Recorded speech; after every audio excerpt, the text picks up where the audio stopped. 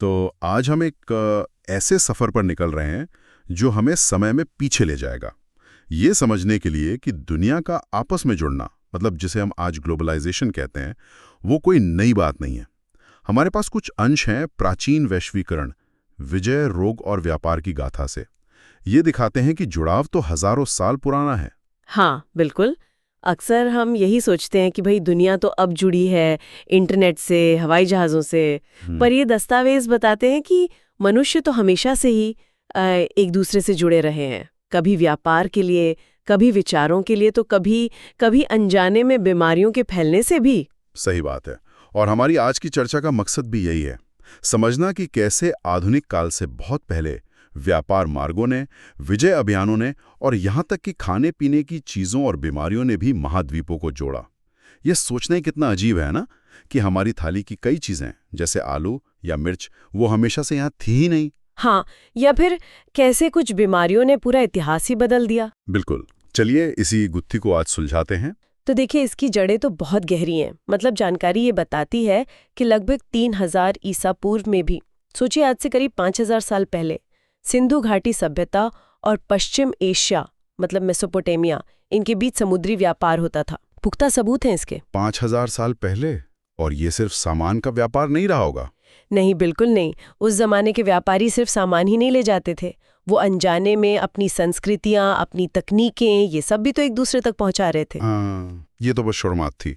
असली जुड़ाव तो शायद तब और बड़ा होगा जब वो सिल्क रूट्स बने। ये कोई एक सड़क तो थी नहीं, है ना? नहीं नहीं, बिल्कुल नहीं। ये तो जमीनी और समुद्री रास्तों का एक बहुत बड़ा नेटवर्क था, चीन से लेकर भूमध्य सागर तक फैला हुआ। एशिया, यूरोप, उत्तरी अफ्रीका, बड़े हिस्सों को जोड़ता था ये। और इसमें क्या क्या चलता था? मतलब रेशम तो चीन से आता था। हाँ, चीन से रेशम पश्चिम जाता था। भारत से गरम मसाले, कीमती पत्थर, बढ़िया कपड़े, ये सब दुनिया भर में पहुंचते थे। और बदले में? उधर रोम से, यूरोप से सोना, चांदी जैसी धातुएं पूर्व की ओर आती थीं। लेकिन जैसा आपने शुरू में कहा था, ये सिर्फ चीजों का लेन देन नहीं था, इसमें विचारों का भी सफर था। हाँ, और शायद वो ज्यादा अहम था। ये रास्ते असल में ज्ञान, धर्म और दर्शन के महामार्ग बन गए थे। बौद्ध धर्म को ही देखिए, भारत से निकला और मध्य एशिया, चीन, कोरिया, जापान, इन्हीं रास्तों से फैला। मतलब सिर्फ धर्म ग्रंथ नहीं गए होंगे? नहीं नहीं, उसके साथ कला, बनाने का तरीका, रीति रिवाज, सब कुछ साथ चलता था। एक तरह से विचारों का महासागर बन रहा था। बाद में ईसाई और इस्लाम धर्म भी इन्हीं मार्गों से फैले। इसने अलग अलग सभ्यताओं के बीच एक समझ बनाई, एक जुड़ाव पैदा किया जो पहले था ही नहीं। तो एक तरफ सिल्क रूट था जो विचारों और महंगी चीजों का जरिया बना, वहीं एक और तरह का आदान प्रदान था जिसने शायद आम लोगों की जिंदगी पर ज्यादा गहरा असर डाला होगा, मतलब खाने की थाली का सफर। ये आलू मक्का टमाटर वाली बात तो कमाल की है। हाँ, ये वाकई एक क्रांति जैसा था, जिसे हम कोलंबियन एक्सचेंज कहते हैं। जब क्रिस्टोफर कोलंबस और उसके बाद यूरोपीय यात्री अमेरिका पहुंचे तो वहां की कई चीजें पुरानी दुनिया में आईं, मतलब यूरोप, एशिया, अफ्रीका में। आलू, मक्का, टमाटर, मिर्च, शकरकंद, मूंगफली, कितनी सारी चीजें। आज तो हम इनके बिना खाने की कल्पना भी नहीं कर सकते। हाँ, सोचिए जरा, बिना आलू और टमाटर के भारतीय खाना, और यूरोप पर इसका क्या असर हुआ? आलू का जिक्र है ना हमारे स्रोतों में। आलू का यूरोप पर बहुत ही गहरा असर पड़ा, खासकर गरीब लोगों के लिए। ये उनका मुख्य भोजन बन गया, क्योंकि इसे कम उपजाऊ जमीन पर भी उगाना आसान था और पैदावार भी अच्छी होती थी। इसने यूरोप की आबादी बढ़ने में भी मदद की। लेकिन फिर आयरलैंड वाली बात? हाँ, वही। इसी निर्भरता ने आयरलैंड में तबाही मचा दी। 19वीं सदी के बीच में जब आलू की फसल एक बीमारी, ब्लाइट कहते हैं उसे, उससे पूरी तरह बर्बाद हो गई, तो लाखों लोग मारे गए भूखमरी से, बीमारी से।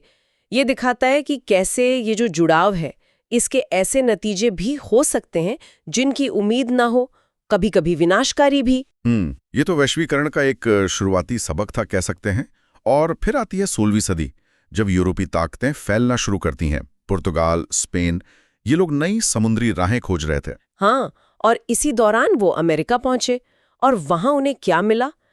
पेरू और मेक्सिको में चांदी और सोने के विशाल भंडार। इस दौलत ने यूरोप की अर्थव्यवस्था को पूरी तरह बदल दिया, लेकिन उनकी जीत की कहानी का एक और पहलू है, कहीं ज्यादा भयानक। वो क्या? अब बीमारियों की बात कर रही हैं? बिल्कुल।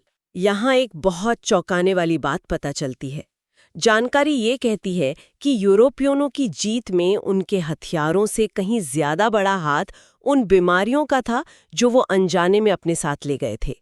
चेचक यानी स्मॉल पॉक्स, खसरा, इन्फ्लुएंजा, इन बीमारियों के खिलाफ अमेरिकी महाद्वीपों के जो मूल निवासी थे, उनमें कोई कुदरती बचाव की क्षमता ही नहीं थी। अविश्वसनीय। मतलब जीत तलवार या बंदूक से उतनी नहीं हुई जितनी इन अदृश्य कीटाणुओं से। ये तो पूरी कहानी ही बदल देता है। सही कहा आपने। इन महामारियों ने करोड़ों लोगों की जान ले ली। कुछ अनुमान तो कहते हैं कि अमेरिका की मूल आबादी का 90% तक हिस्सा खत्म हो गया। इससे यूरोपीय ताकतों के लिए उन बड़े बड़े इलाकों पर कब्जा करना, अपनी कॉलोनियां बसाना बहुत आसान हो गया। ये जीत का एक अनकहा जैविक पहलू था जिसने इतिहास का रुख ही मोड़ दिया। तो कुल मिला के देखें तो ये स्रोत हमें एक बिल्कुल अलग तस्वीर दिखाते हैं। 16वीं सदी आते आते व्यापार ने, धर्मों के फैलाव ने, खाने पीने की चीज़ों की अदला बदली ने और यहाँ तक कि बीमारियों के इस अनचाहे सफ़र ने दुनिया को इस तरह से जोड़ दिया था जिसकी हम शायद कल्पना भी नहीं करते। दुनिया वाकई में काफ़ी छोटी हो गई थी आज के ग्लोबलाइजेशन से बहुत पहले ही। निश्चित रूप से। और ये सब हमें सोचने पर मजबूर करता है ना, कि इन सदियों पुराने इतने गहरे जुड़ावों की जो विरासत है, वो आज भी हमारी दुनिया को, हमारे समाजों को, हमारी संस्कृतियों को कैसे आकार दे रही होगी। शायद उन तरीकों से भी जिन पर हम रोजमर्रा की भागदौड़ में ध्यान ही नहीं दे पाते।